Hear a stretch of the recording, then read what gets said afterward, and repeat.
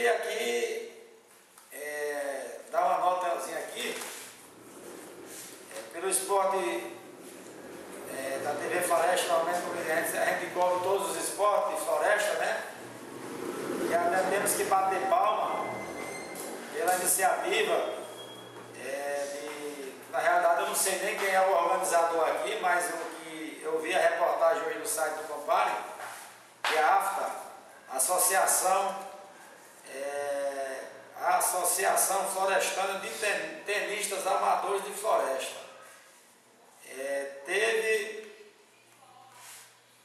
nesse final de semana partida válida pelo segundo torneio de tênis de floresta.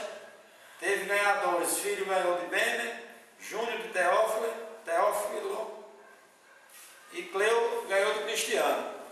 Então aqui fica até aberto para eles que fazem parte da Associação de Tênis de Floresta, quando tiver alguma coisa para divulgar, que passe para a gente, que venha aqui até com a gente fazer a sua divulgação. E de certa maneira isso é muito importante para a floresta, porque não só futebol, mas é tênis, e com certeza tênis, por sinal, é um esporte que muitas pessoas gostam de praticar. Então fica o parabéns aqui para o pessoal da Associação Florestana dos Tenistas Amadores de Floresta, que é a AFTA. Então, Cristiano, Bemer, Cleo, que me parece que são um dos organizadores,